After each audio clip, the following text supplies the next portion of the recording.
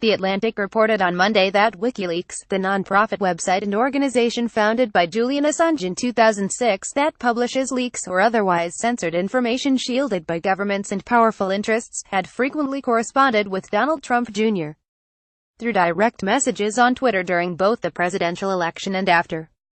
Some of these messages look like attempts to boost the group's brand, while others offer bizarre suggestions for Trump campaign strategies. One on December 16, for example, read, "It would be real easy and helpful for your dad to suggest that Australia appoint Assange ambassador to DC, Assange tweeted a tongue-in-cheek joke at Trump Jr. on November 14, saying that the offer still stands. It's hard to overstate the importance of WikiLeaks in global democracy over the last several years. While the legacy of what they've accomplished, from revealing the raw depravity of our wars in Iraq and Afghanistan to pulling back the curtain on the inner workings of the Democratic National Committee, deserves to remain intact, WikiLeaks and Assange have become a case study in self-parody over the past year and a half. For a group whose entire premise was to challenge and shed light on power, WikiLeaks has cozied up to the Trump administration and the far-right in a way that could be damaging to other future whistleblowers. And Assange, an accused rapist who traffics in conspiracy theories, is a disaster of a figurehead. Dear at Donald Trump Jr. Our offer of being ambassador to the U.S. still stands. I could open a hotel-style embassy in D.C. with luxury immunity suites for whistleblowers. The public will get a turbocharged flow of intel about the latest CIA plots to undermine democracy. DM me. Vault date, Julian Assange. Small diamond at Julian Assange. November 14, 2017. As national security reporter Marcy Wheeler wrote on her blog, Assange's direct messages with Trump Jr. don't indicate anything illegal or even successful collusion with the campaign. Trump Jr. ultimately never leaked the tax returns to WikiLeaks, and the group didn't give him information in October 2016 that he asked for regarding a forthcoming leak.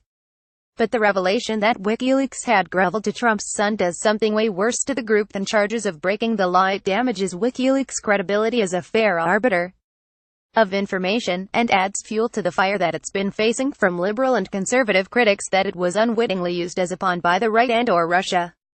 While the heel turn of WikiLeaks itself is a somewhat new development, Assange has long been a dirtbag.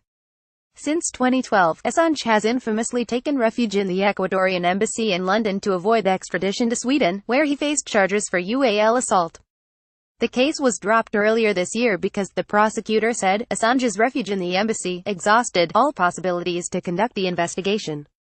The allegations, which prosecutors said they would resume investigating if Assange ever leaves the embassy, included an accusation that Assange had with a woman while she was sleeping. One of the women wrote in 2013 that she had faced harassment and even threats after coming forward. While Assange no longer faces extradition to Sweden for the time being, he remains at the Ecuadorian embassy, given that leaving the embassy would open him up to arrest by British police and extradition to the United States.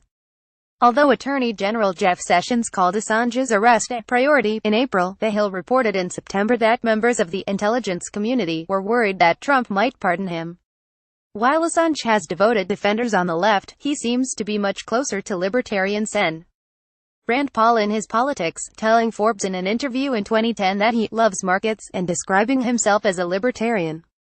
And although WikiLeaks' release of transcripts from Clinton's speeches to Goldman Sachs was one of its biggest drops last year, Trump has lined his administration with bankers from Goldman Sachs. Curiously, WikiLeaks and Assange have stayed silent on that subject, except to reiterate the ties that Clinton has to the firm, even though she is out of power and by most accounts will not run for office again. But lately, Assange has begun to indulge some of the most insidious far-right crankery. Assange and WikiLeaks have more than encouraged the theory that murdered DNC staffer Seth Rich was WikiLeaks' source for the DNC, and even once implied that Rich's parents were bought off. In August of last year, they offered a $20,000 reward for information leading to his killer. Rich's own family, however, has dismissed all of this as a conspiracy theory. Assange shares with Trump a loathing of the political and media establishment that reaches across ideological lines, although Trump himself has long been an annual giving member of that establishment.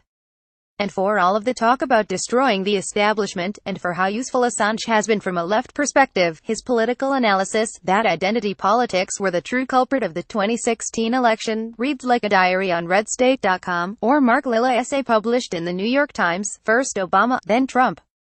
It's 2017 and now even whites get identity politics.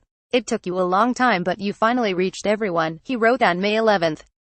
And on August 6th, he ripped off a thread about the subject, hilariously saying that Democrats catered for non-white identity politics in the last election. Point 2 has led to turbocharged white identity politics. Since Dems catered for non-white identity politics, Trump and the GOP took hold of Julian Assange. Small diamond at Julian Assange. August 6, 20,173. White identity politics.